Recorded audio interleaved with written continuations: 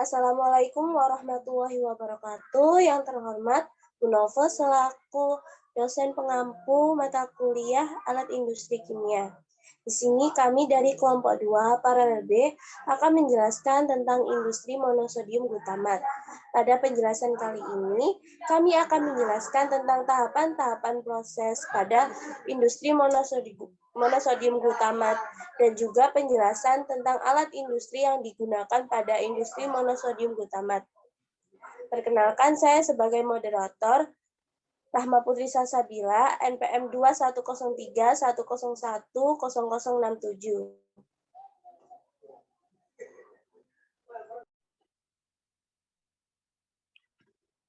Perkenalkan, nama saya Fajar Prasetyo Wibowo Putro dengan NPM 21064. Kemudian saya Elma Fathurin dengan NPM 21074. Perkenalkan, nama saya Nazila Alfirahma, NPM 210082. Perkenalkan, nama saya Bella Milenia dengan NPM 21085. Perkenalkan, saya Ardia Pramesti dengan NPM 21087. Perkenalkan, nama saya Rizka Marti Erlinda dengan NPM 21095. Perkenalkan, nama saya Putri Dwi Berliana dengan NPM 21110.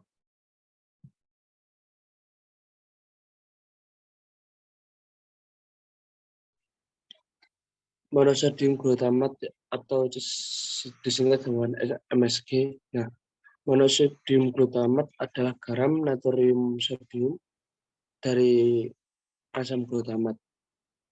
Monosodium glutamat dikelola sebagai bahan tambahan untuk membangkit cita rasa. Istilah membangkit cita rasa sendiri digunakan untuk bahan yang dapat meningkatkan rasa enak.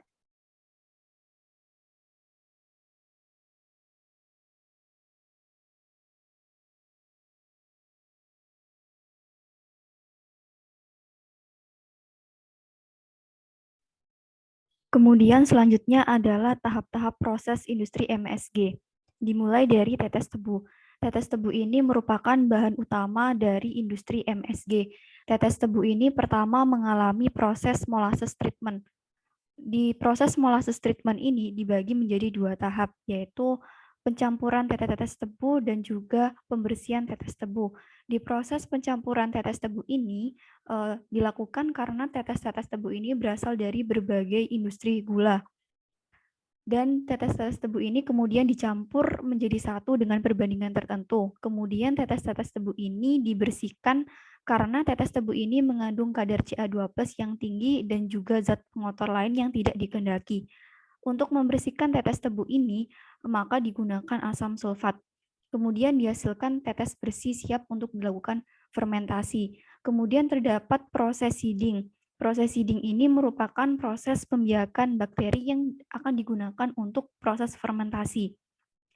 Setelah perkembangbiakan bakteri mencapai jumlah yang diinginkan, maka bakteri siap ditransfer untuk proses fermentasi. Kemudian sebelum melakukan proses fermentasi, maka alat dan bahan yang digunakan untuk fermentasi ini semuanya harus steril terlebih dahulu. Kemudian masuk proses fermentasi.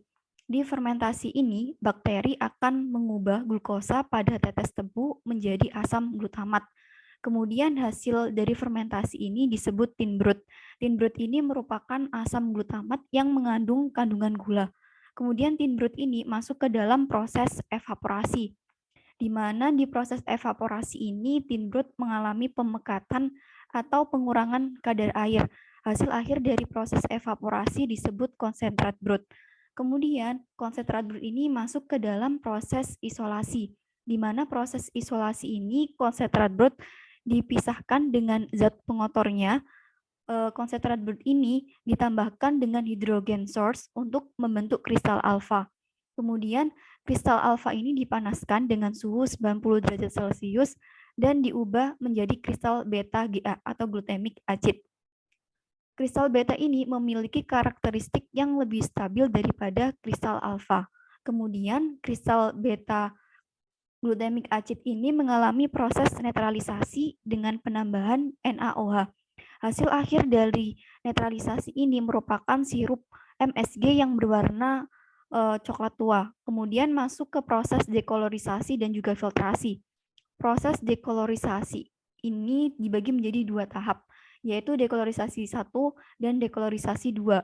Di dekolorisasi 1 ini sirup MSG dengan pH 6,5 ditambahkan dengan karbon aktif dan juga air.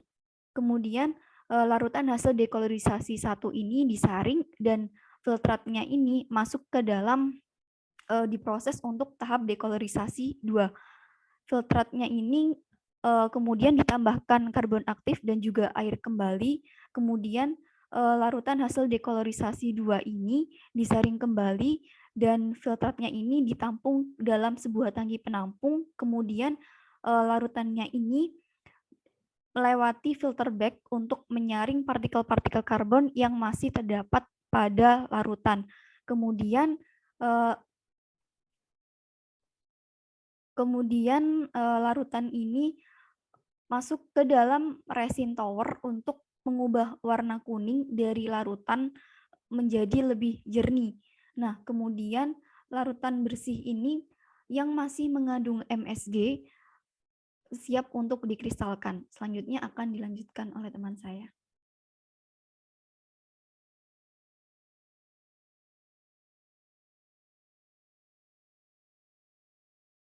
Masih di proses kristalisasi, slide sebelumnya.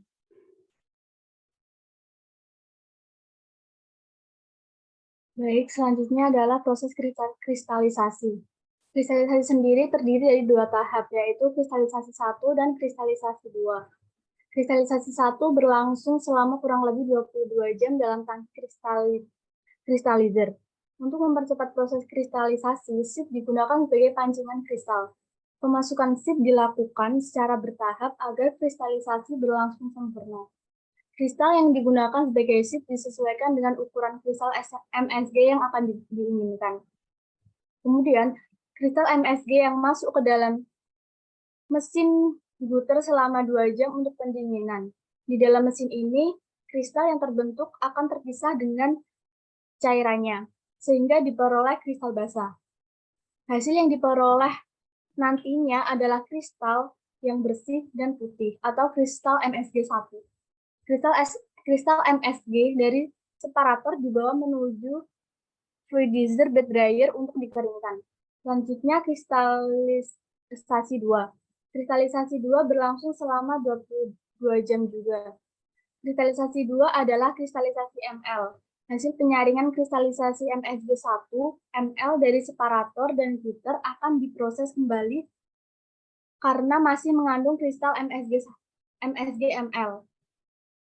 Lalu kristal MSG2 masuk ke dalam beaker dan hasilnya berupa kristal basah. Kristal ini dipisahkan dari air menggunakan separator. Kristal MSG dari separator ini atau kristal MSG2 dibawa menuju fluidizer bed dryer untuk dikeringkan. Selanjutnya yaitu proses pengeringan. Tahapan pengeringan menggunakan fluidizer bed dryer. Kristal yang diperoleh dari kristalisasi 1 sebagian diambil sebagai produk MSG dan sebagian digunakan sebagai seed atau pancingan kristal. Sementara itu, kristal yang diperoleh dari kristalisasi 2 sebagian diambil sebagai produk MSG2 dan sebagian digunakan sebagai seed.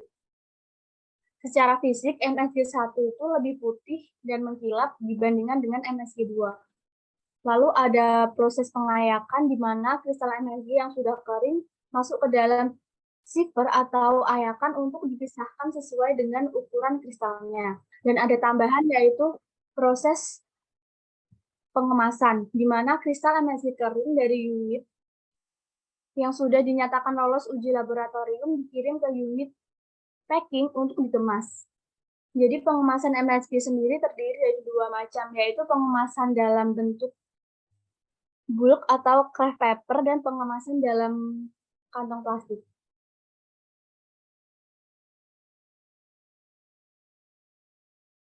Next.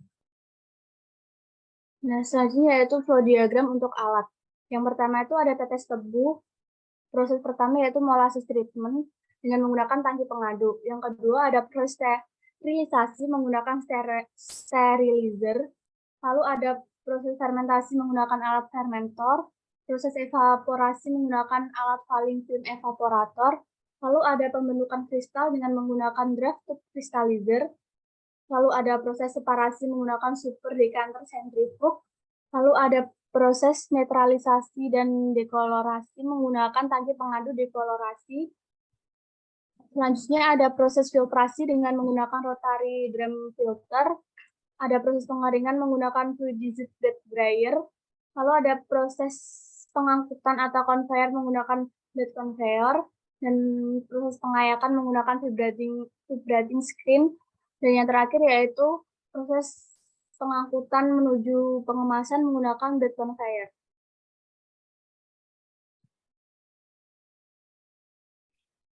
Selanjutnya ada alat-alat industri MSG.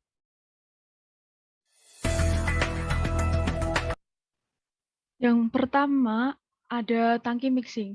Jadi pencampuran di dalam tangki mixing ini terjadi karena adanya gerak rotasi dari pengaduk dalam fluida. Gerak pengaduk ini memotong fluida tersebut dan dapat menimbulkan arus yang bergerak ke keseluruhan sistem fluida. Pencampuran yang baik tergantung pada bentuk dan dimensi pengaduk yang digunakan karena akan mempengaruhi keefektifan proses pencampuran serta daya yang diperlukan.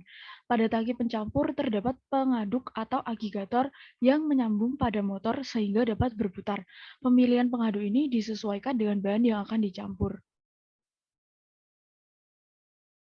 Selanjutnya, fungsi tangki mixing sendiri pada proses molasses treatment adalah untuk menghilangkan zat pada tetes tebu yang tidak diperlukan seperti cara yang tinggi pada tetes tebu. Selain itu, digunakan untuk menghilangkan kotoran pada tetes tebu.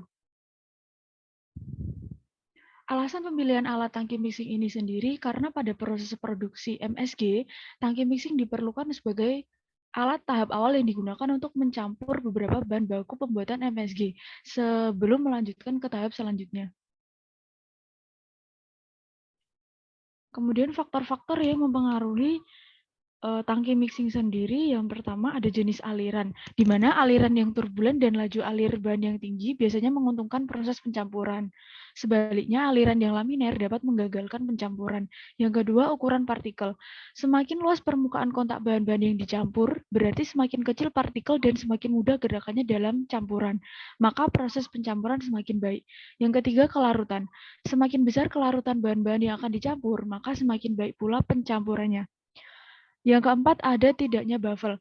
Baffle adalah penghalang yang dipasang di pinggir tangki pengaduk untuk memecah arus agar tidak terjadi vortex, bertujuan membuat homogin keseluruhan area tangki. Vortex merupakan ruang kosong akibat berlangsungnya proses pengadukan yang berakibat kurang homogennya campuran. Yang kelima, kecepatan pengaduk. Variasi kecepatan dapat memberikan gambaran mengenai pola aliran yang dihasilkan dan daya listrik yang dibutuhkan dalam proses pengadukan. Pengadukan pada kecepatan tinggi ada kalanya mengakibatkan pola aliran melingkar di sekitar pengaduk. Yang terakhir, jenis pengaduk.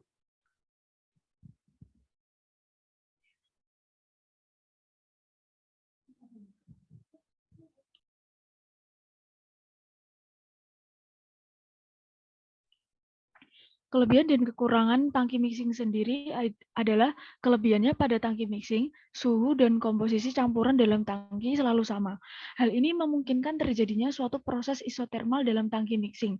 Reaksi yang panas reaksinya sangat besar. Untuk kekurangannya, yang pertama, kecepatan perpindahan panas persatuan massa pada tangki mixing lebih rendah. Yang kedua, tangki mixing digunakan untuk reaksi yang memerlukan tekanan tinggi.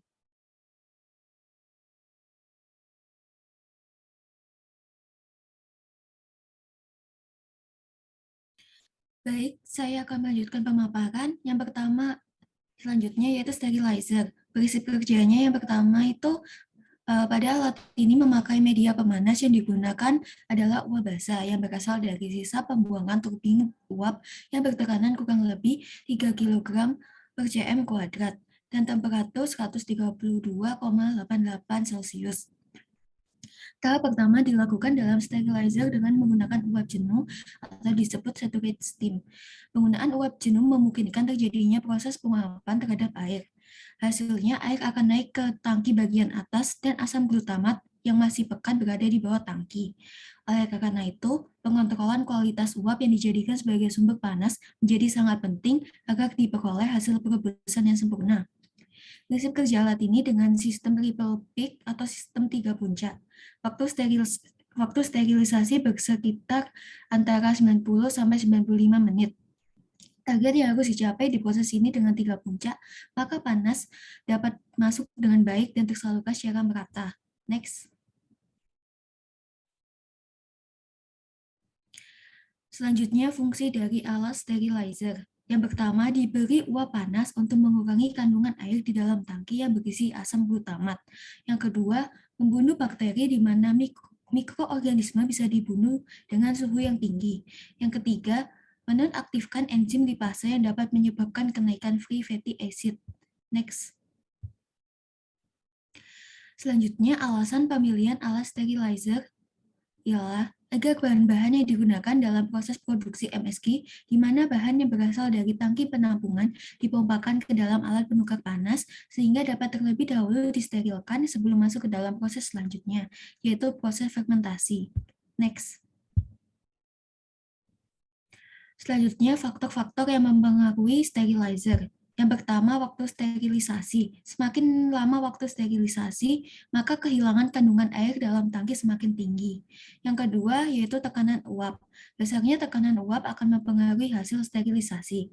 Apabila tekanan tidak cukup dapat menyebabkan kandungan air dalam tangki bertambah.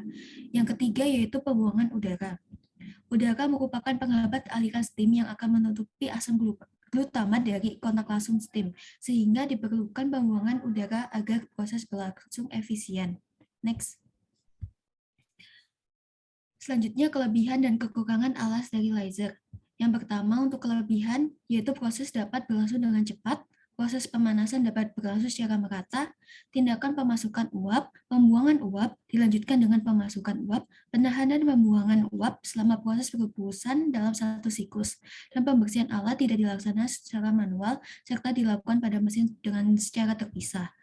Untuk kekurangan yaitu, semakin lama perebusan, membuat kandungan mutu asam glutamat akan semakin menurun, dan memiliki resiko kebocoran pada tangki. Next. Alat selanjutnya yaitu fermenter. Prinsip kerjanya yaitu fermenter dengan mengatur pH dengan pemberian amonia, pemberian udara, jumlah gula, dan banyaknya jumlah bakteri yang harus selalu diamati. Pada alat ini mengubah glukosa menjadi asam glutamat secara fermentasi dibantu dengan pengadukan untuk menghomogenkan larutan dan dilengkapi dengan koil untuk mensirkulasi air chiller dan sparkler untuk memasukkan kultur bibit bakteri. Terdapat banyak sensor karena kondisi pengoperasian yang harus diperhatikan selama proses fermentasi agar bakteri yang diperlukan tetap hidup. Pada proses ini, bakteri yang diperlukan dalam prosesnya yaitu Brevibacterium lactofermentum, Micrococcus glutamicus, dan Corynebacterium glutamicum. Next. Selanjutnya, fungsi dari fermenter yang pertama yaitu tempat terjadinya fermentasi dengan mengubah glukosa menjadi asam glutamat dengan bantuan mikroorganisme. Yang kedua, memberikan atau menyediakan lingkungan terkontrol bagi pertumbuhan mikroorganisme atau campuran tertentu mikroorganisme untuk menghasilkan produk yang diinginkan.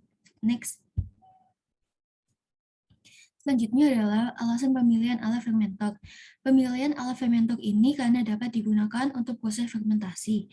Alat ini penjamin pertumbuhan mikroba dan produk dari mikroba di dalam fermenter.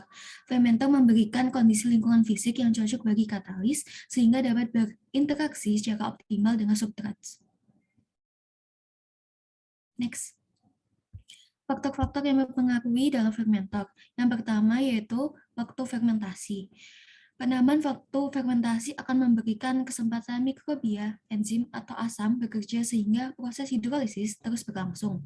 Periode fermentasi yang semakin panjang memungkinkan mikrobia terus menghidrolisis pati, sehingga gula sederhana yang terbentuk semakin banyak. Yang kedua yaitu suhu. Selama proses fermentasi, sangat mempengaruhi kecepatan reaksi-reaksi kimia dalam tubuh mikroorganisme dan juga ketahanan struktur mikroba tersebut. Dengan peningkatan suhu, tingkat pertumbuhan mikroba akan meningkat. Yang ketiga adalah pH. pH dapat mempengaruhi pertumbuhan dan pembentukan produk fermentasi. Kebanyakan mikroba berfungsi pada kisaran pH 3-4. Karena pH sangat penting, maka fermentasi parameter ini terus-menerus dikontrol oleh suatu cairan penyangga atau buffer. Next.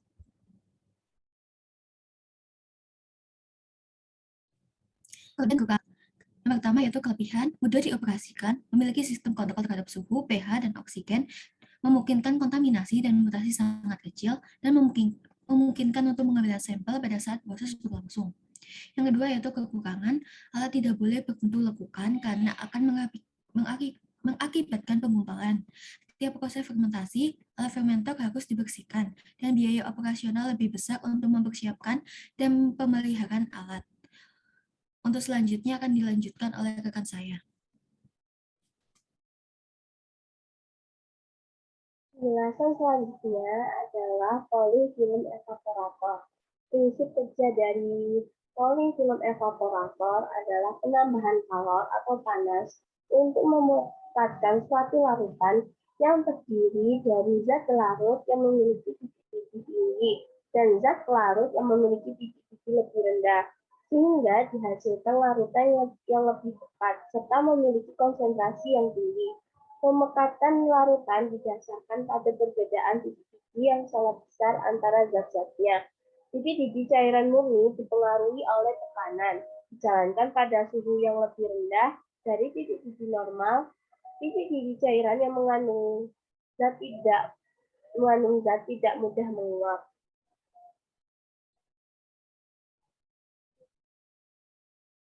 Selanjutnya adalah fungsi cooling film evaporator. Fungsi dari cooling film evaporator sendiri adalah untuk menghasilkan monosodium glutamat dalam bentuk yang lebih tepat. Setelah glutamat direaksikan dengan NaOH, dilakukan evaporasi dengan evaporator. Evaporator yang digunakan adalah cooling film evaporator.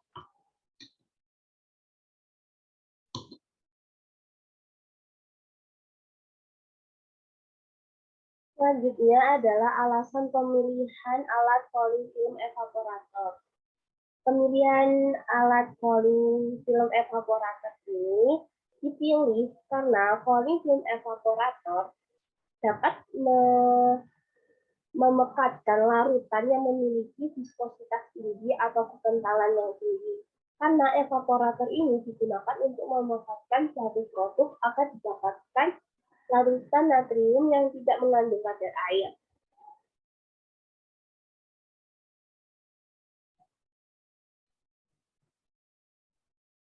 Faktor-faktor yang mempengaruhi volume film evaporator yang pertama adalah kadar kekekatan dari larutan. Jika larutan umpan memiliki kekekatan yang sangat tinggi, maka dibutuhkan energi yang banyak untuk mengurangi kadar air pada larutan umpan. Lalu yang kedua adalah konsumsi uap. Jika suatu larutan uap memiliki kadar air yang masih tinggi, maka dibutuhkan konsumsi uap yang juga tinggi atau banyak.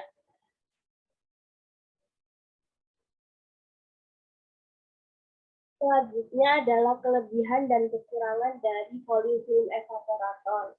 Yang pertama adalah kelebihan. Kelebihan dari cooling film evaporator ini adalah penggunaannya lebih efisien daripada menggunakan pemanasan manual. Karena pada pemanasan manual akan menghasilkan produk yang bervariasi atau variabelnya banyak. Dapat juga digunakan pada larutan umpan yang kapasitasnya besar. Lalu kekurangannya, pengoperasiannya rumit karena melibatkan proses iterasi. Karena pada cooling film evaporator atau pada pabrik MSG ini dibutuhkan evaporator yang banyak. Jadi terdapat proses iterasi yang banyak pula.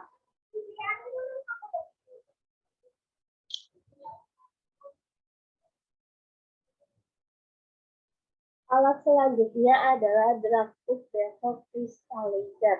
Prinsip kerja dari DTB Crystallizer ini adalah DTB Crystallizer ini terdiri dari tabung bubble draft konsentrik dengan baling-baling aliran aksial dipasang baik di bagian bawah maupun di ujung atas dan tertutup di dalam bejana. Pada ruangan yang berbentuk lingkaran ini di dalamnya terdapat draft, tube, dan bevel. Sisanya merupakan bagian dari rangkaian aliran. Pada propeller digunakan untuk mengedarkan kristal bersama-sama dengan kit dan modern liquid. Dari bagian bawah DTB ini ke ke boiling surface di bagian atas kristalizer. Hal itu menimbulkan sirkulasi yang lembut dari potongan-potongan minimum dari produk. Sirkulasi itu sangat penting untuk menciptakan produk agar terdistribusi secara seragam dan jenis. Juga sirkulasi tersebut mengarah pada produk atau kristal yang dikeluarkan menjadi ukuran yang diinginkan. Fungsi Drafted Bubble Crystallizer adalah untuk mengubah fase liquid pada sirup MSG menjadi fase padatan dengan cara memisahkan padatan MSG cair atau MSG liquor dengan cairannya.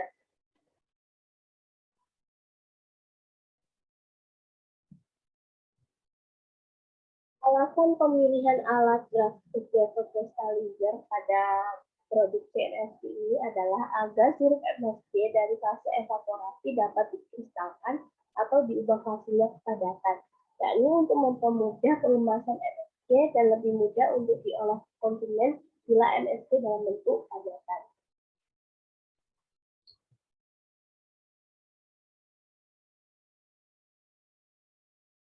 Faktor-faktor yang mempengaruhi Drafted Crystallizer ini adalah kecepatan pengadukan. Pengadukan akan membuat cairan ini dapat bernukleasi dengan cepat. Jadi semakin cepat pengadukannya atau sesuai kecepatan dari lapisannya, maka akan mempercepat kristal ini akan terbentuk.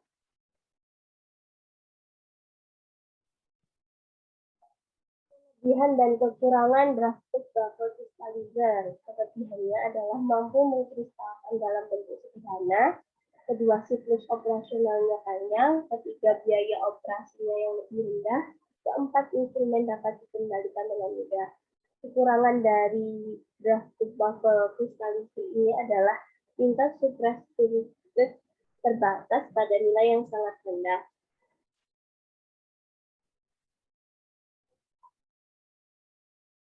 Alat selanjutnya adalah Super Decenter Centrifuge. Prinsip kerja dari Super Decenter Centrifuge ini adalah cairan umpan atau larutan umpan dimasukkan ke dalam decenter yang biasanya berbentuk silinder dari bagian porosnya. Lalu decenter ini diputar dengan kecepatan tertentu tergantung bahan yang dipisahkan. Prinsip cairan atau suspensi dimasukkan dalam decenter yang biasanya berbentuk silinder dari bagian porosnya, lalu diputar dengan kecepatan tertentu. Dengan putaran tersebut akan menciptakan gaya sentrifugal pada cairan atau suspensi tersebut.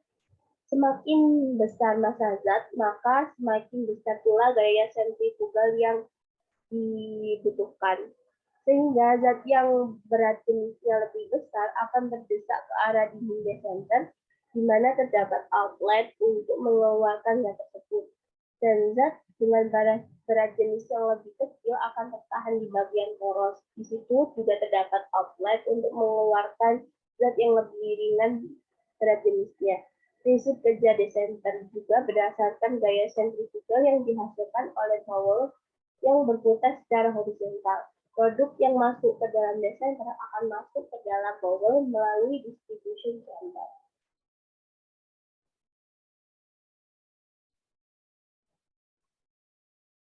Fungsi Super Decenter Centrifuge.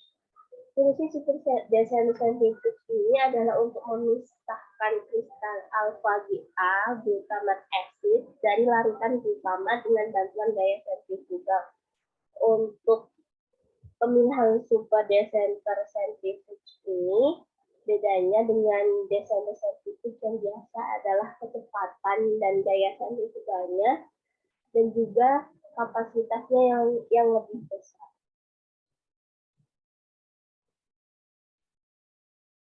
Alasan pemilihan alat Super Decenter Centrifuge pada industri MSG ini digunakan decenter untuk memisahkan padatan dan cairan yang mana padatan ini berupa kotoran hasil fermentasi, sedangkan cairan yang dimaksud yaitu adalah cairan glutamat dengan menggunakan gaya sentrifugasi.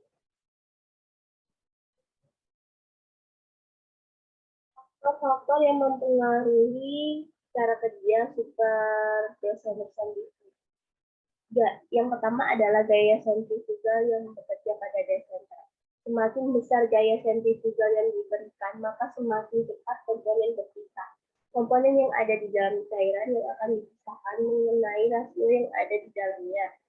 Apakah sesuai dengan alat tersebut atau tidak. Jadi, kecepatan atau gaya sentrifugal yang dibutuhkan di setiap superdensity sentrifug ini berbeda-beda sesuai dengan larutan yang akan dipisahkan atau komponen yang akan dipisahkan.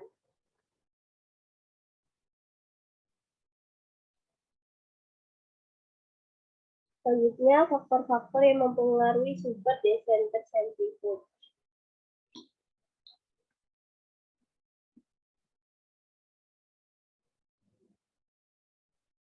Kelebihan dan kekurangan super decenter centrifuge. Kelebihan dari super decenter centrifuge ini adalah setiap komposisi umpan yang diolah akan mempengaruhi terhadap daya pisah. Pemisahan berlangsung cepat karena kecepatan putaran yang tinggi dan pembiayaan perawatan mesin yang rendah. Selain itu, super decenter centrifuge ini juga memiliki kapasitas umpan yang besar. Kekurangannya adalah dibutuhkan energi kinerja yang tinggi karena memerlukan kecepatan putaran yang besar dan gaya sentrifugal yang besar pula. Selanjutnya akan dijelaskan oleh teman saya.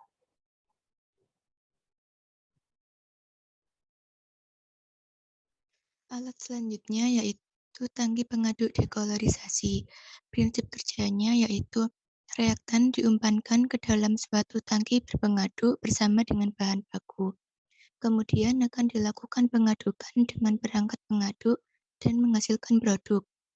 Pada reaktor ini, pengaduk dirancang sesuai dengan bahan yang akan diaduk, sehingga campuran teraduk dengan sempurna dan diharapkan reaksi berlangsung secara optimal. Biasanya untuk mendapatkan 7 konversi yang besar, maka reaktor disusun secara seri dan dilengkapi dengan pemanas. Reaktor berpengaduk sebenarnya sama dengan reaktor batch, namun yang membedakan adalah pada reaktor ini dilengkapi dengan pengaduk.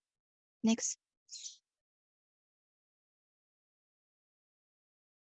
Adapun fungsi tangki pengaduk dekolorisasi yaitu digunakan untuk proses dekolorisasi atau penghilangan warna atau penjernihan glutamat yang berwarna hitam menjadi glutamat berwarna putih menggunakan karbon aktif. Next.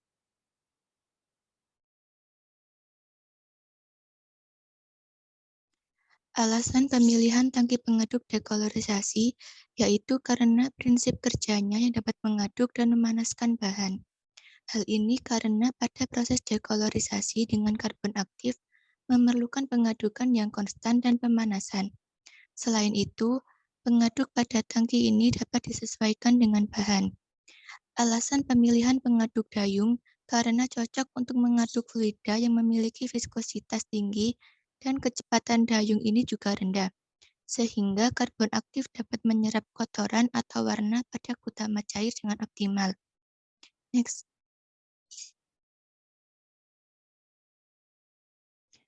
Kemudian ada faktor-faktor yang mempengaruhi tangki pengaduk dekolorisasi. Yang pertama yaitu jenis alat pengaduk, yang meliputi bentuk, ukuran, perbandingan diameter daun pengaduk terhadap diameter bejana pengaduk, frekuensi putaran, dan posisi dalam bejana pengaduk. Yang kedua, jenis bejana pengaduk, yang meliputi bentuk, ukuran, perlengkapan di dalamnya, serta derajat keisian. Kemudian yang ketiga ada jenis dan jumlah bahan, yang meliputi viskositas, jenis campuran, kerapatan, perbedaan kerapatan dalam campuran, besar dan bentuk partikel padat yang diaduk. Next.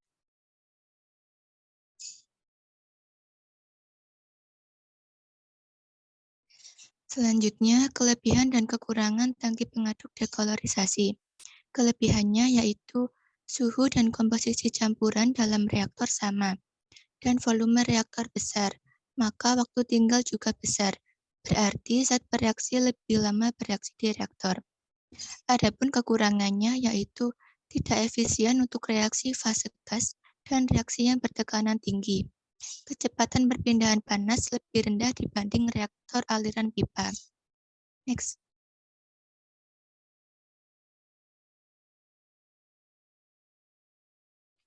Alat selanjutnya yaitu rotary drum filter. Prinsip kerjanya yaitu drum berputar dengan kecepatan rendah antara 1 sampai 6 rpm. Slurry yang akan disaring masuk ke dalam tangki secara kontinu dengan menggunakan pompa. Dilengkapi dengan pengaduk untuk menghindari pengendapan. Drum bagian bawah terjalup di dalam slurry dengan berputar pelan-pelan disertai proses vakum.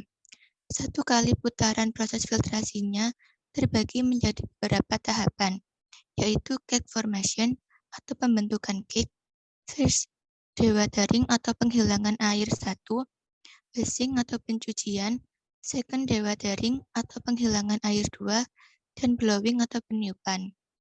Next. Adapun fungsi rotary drum filter yaitu digunakan untuk bagian terbaik dari proses pemisahan cairan dan padatan, yaitu antara asam glutamat cair dengan padatannya. Next. Alasan pemilihan alat rotary drum filter yaitu untuk menyaring glutamat cair yang telah dihidrolisis dan ditambahkan bahan lain. Karena filter ini memiliki kemampuan memfiltrasi padatan yang sulit difilter, sehingga padatan dari bahan campuran glutamat yang berukuran kecil dapat tersaring dengan baik dan menghasilkan filtrat yang lebih jernih. Selain itu, filter ini dilengkapi dengan sarana otomatis, sehingga hanya dibutuhkan sedikit tenaga manual. Filter ini juga dapat bertahan lama, sehingga mengurangi beban keuangan produksi. Next. Adapun faktor-faktor yang mempengaruhi, yang pertama yaitu debit filtrasi. Jika debit terlalu besar, maka akan menyebabkan aliran fluida yang terlalu cepat melewati rongga di antara butiran filter medium, dan waktu kontaknya akan berkurang, sehingga partikel padatan yang terlalu halus akan lolos ikut dengan filter. Yang kedua yaitu konsentrasi kekeruhan. Konsentrasi kekeruhan yang tinggi menyebabkan tersumbatnya lubang pori dan filter medium, sehingga filter tidak akan mengalir. Kemudian temperatur. Temperatur berpengaruh pada densitas dan viskositas dari fluida. Perubahan suhu akan mempengaruhi daya tarik-menarik antara partikel padatan yang menyebabkan kekeruhan. Hal ini menyebabkan adanya perbedaan ukuran partikel yang akan disaring dan berpengaruh pada daya adsorpsi antara partikel padatan dan filter medium, sehingga dapat mempengaruhi efisiensi filtrasi. Kemudian yang keempat yaitu kedalaman media, ukuran, dan material. Kedalaman filter medium mempengaruhi waktu pengaliran dan daya saring. Semakin tebal filter medium, maka semakin lama waktu pengaliran dan daya filtrasinya semakin tinggi. Kemudian tinggi muka fluida di atas media. Ketinggian fluida di atas media mempengaruhi laju filtrasi. Semakin tinggi fluida, maka semakin besar laju filtrasi, sehingga daya tekan fluida untuk masuk ke dalam pori semakin besar. Next. Selanjutnya, kelebihan dan kekurangan rotary drum filter. Kelebihannya yaitu operasinya kontinu, waktu proses lebih efisien, penggunaan tenaga kerja lebih hemat, desain bervariasi tergantung aplikasi, serta perawatannya mudah, dan hasil pencucian cake lebih efektif. Adapun kekurangannya yaitu membutuhkan tempat yang luas dan efisiensi rotary drum filter akan berkurang dalam kondisi berikut. Yang pertama, cake membutuhkan waktu washing lebih dari sekali. Yang kedua, ukuran filtrat lebih kecil dari 1000 ppm atau lebih besar dari 5000 ppm. Yang ketiga, cake membutuhkan waktu pengeringan yang lama untuk mencapai titik kelembapan. Selanjutnya akan dilanjutkan oleh teman saya.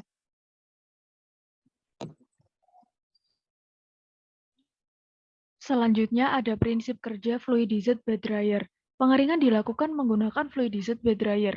Prinsip pengeringan dengan fluidized bed dryer adalah udara panas bersuhu 90 derajat dialirkan dari bawah tumpukan kristal menuju bagian atas. Next. Fungsi dari fluidized bed dryer umumnya berfungsi untuk proses pengeringan pada benda padatan granular karena desainnya memiliki dampak yang signifikan terhadap kinerja laju perpindahan massa dan perpindahan panas tanpa adanya reaksi kimia. Alasan pemilihan alat fluidized bed dryer Yaitu metode pengeringan fluidisasi dipilih karena dapat mempercepat proses pengeringan dan mempertahankan mutu bahan kering. Proses pengeringan dipercepat dengan cara meningkatkan kecepatan aliran udara panas sampai bahan terfluidisasi. Kemudian faktor-faktor yang mempengaruhi fluidisasi bed dryer yang pertama ada kelembapan. Kelembapan sendiri adalah suatu istilah yang berkenaan dengan kandungan air di dalam udara. Udara dikatakan mempunyai kelembapan yang tinggi apabila uap air yang dikandungnya tinggi. Begitu pula sebaliknya. Yang kedua, kualitas udara. Setelah kualitas udara diketahui, barulah kita dapat mengkaji kemampuan udara menguapkan air yang berada dalam suatu bahan. Karena bahan yang akan dikeringkan selalu berada di dalam udara berkualitas tertentu. Next. Kelebihan dari fluidized bed dryer yang pertama adalah bahan partikulat yang dikeringkan akan teraduk sempurna oleh udara panas, sehingga akan memperbesar koefisien pindah panas atau laju pengeringan, dan menyebabkan waktu pengeringan akan berjalan lebih cepat.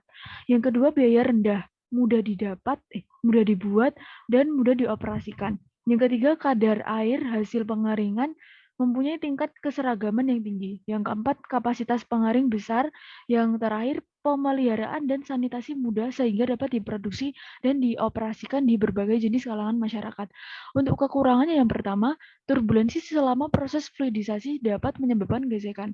Yang kedua, sulit untuk menggambarkan aliran dari udara panas yang dihembuskan ke ruang pengering, dikarenakan simpang yang besar dari aliran udara yang masuk dan bahan terlewati oleh gelembung udara menjadikan sistem kontak atau singgungan tidak efisien.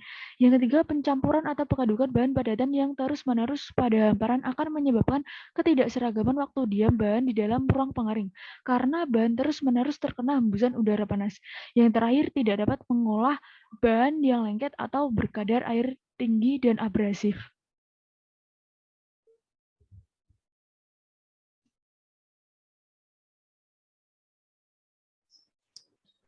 Baik, selanjutnya adalah vibrating screening. Yang pertama ada prinsip kerja dari vibrating screening, yaitu kristal yang telah dikeringkan masuk ke alat vibrating screening dengan bantuan conveyor. Untuk mencegah produk terbawa menarik, maka terdapat siklon-siklon seperti yang terdapat pada dryer.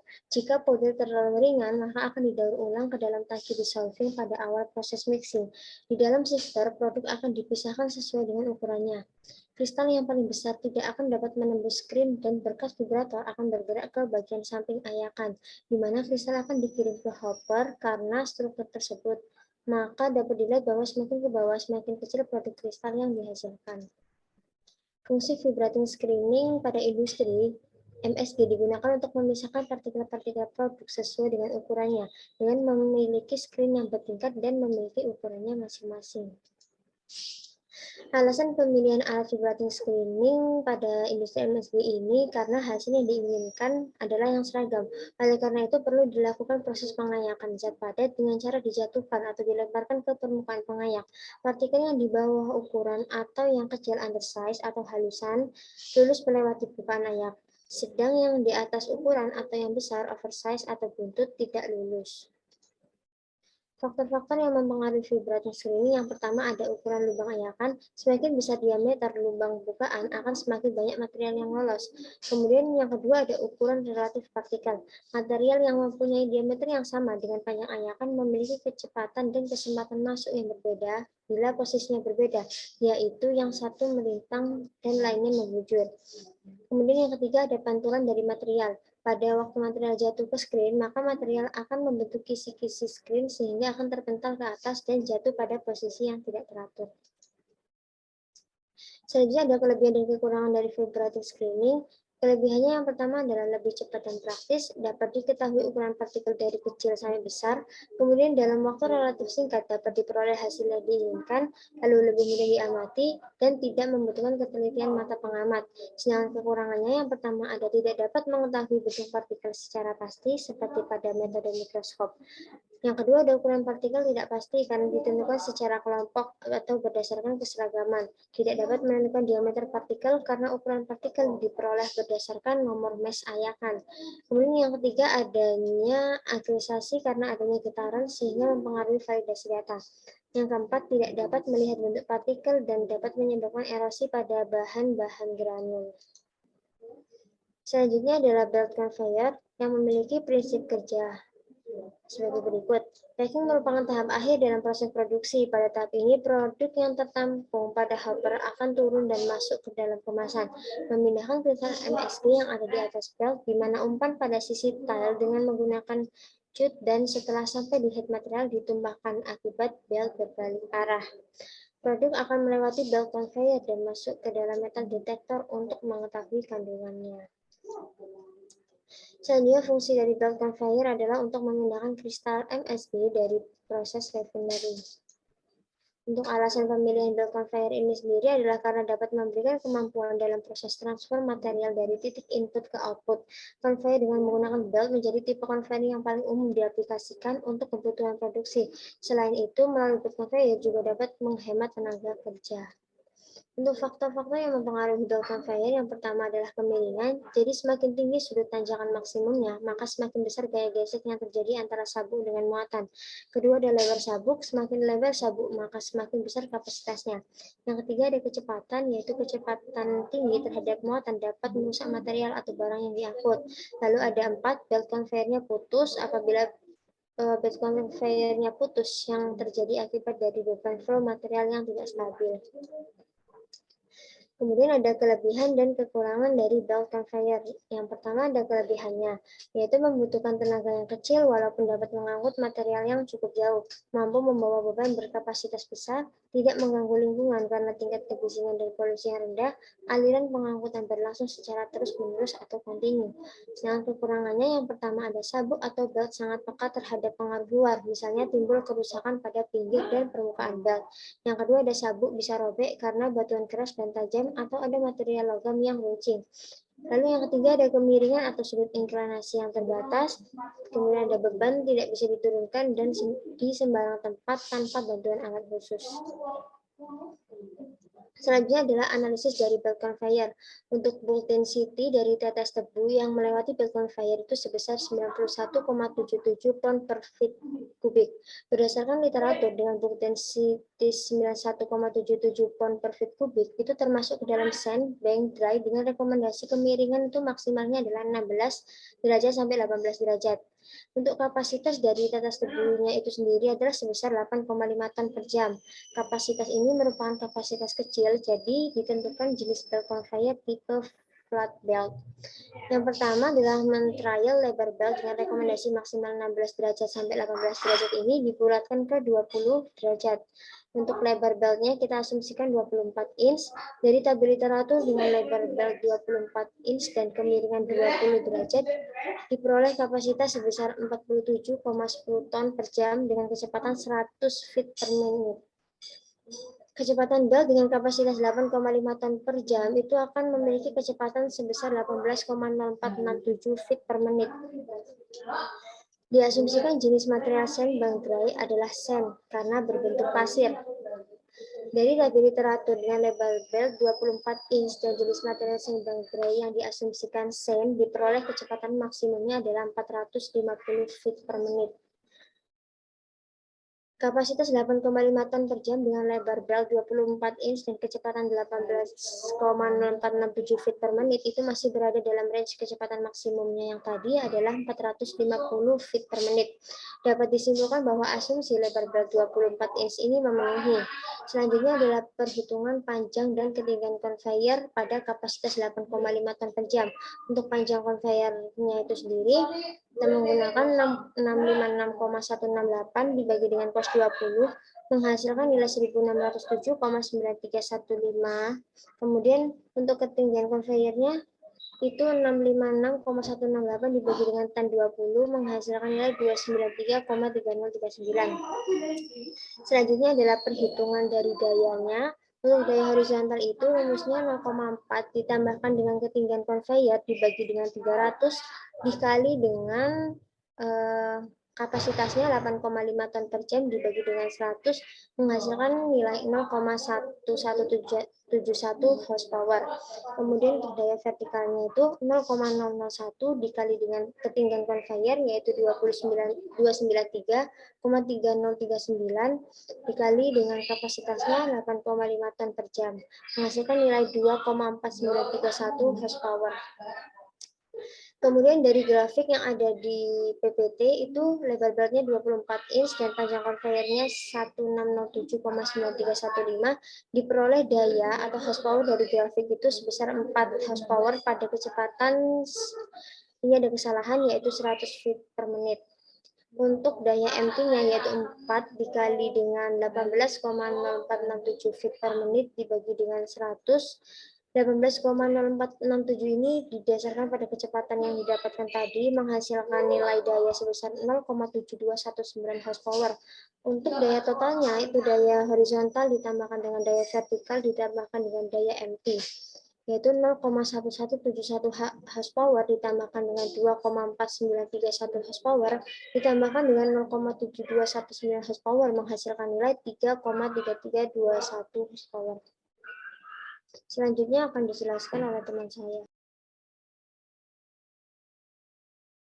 Baik, selanjutnya yaitu analisis vibrating screen. Jadi yang pertama dalam melakukan suatu analisis kita harus mengetahui berapa ukuran partikel yang akan dipisahkan atau yang akan dipisahkan.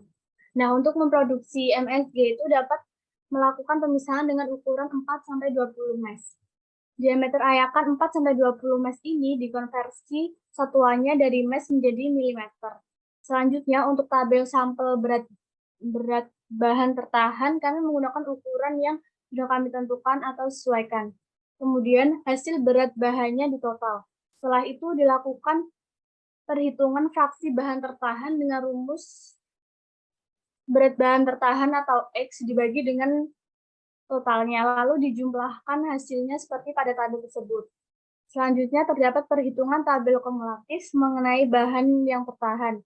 Berat bahan tertahan kumulatif ini dilakukan penambahan atau penjumlahan pada setiap milimeter masing-masing. Hasilnya dapat dilihat dari tabel tersebut. Lalu untuk perhitungan persen tertahan, di mana perhitungannya yaitu berat bahan tertahan kumulatif dibagi dengan total berat bahan tertahan sampel dikali dengan 100. Didapatkan hasil seperti yang ada pada tabel tersebut. Kemudian untuk berat bahan lolos, untuk perhitungannya yaitu dengan total berat tertahan sampel dikurangi dengan berat bahan tertahan kumulatif dan hasilnya dapat dilihat dari tabel tersebut. Untuk selanjutnya yaitu persen lolos, di mana perhitungannya dengan menggunakan berat bahan lolos dibagi dengan total berat bahan tertahan sampel dikali dengan 100. Hasilnya dapat dilihat dari tabel tersebut. Selanjutnya bisa dijelaskan teman saya.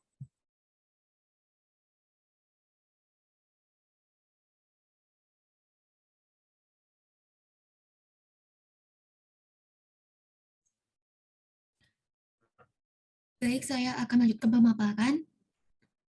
Persen fraksi massa itu didapat dari average size atau rata-rata ukuran dengan 1 mikron, di mana nilai 5.689,5 atau X ini dibagi dengan total atau nilai sebesar 10.106 lalu dikalikan 100.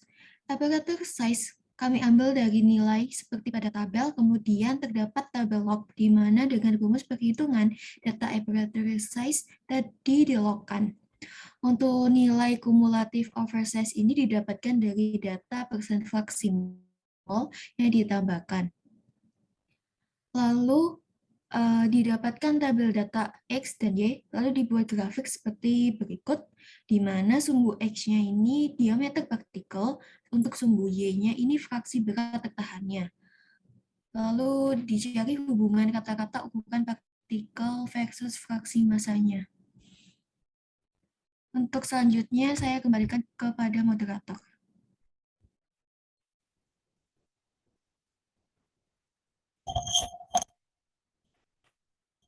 Baik, sekian presentasi dari kelompok kami. Wassalamualaikum warahmatullahi wabarakatuh.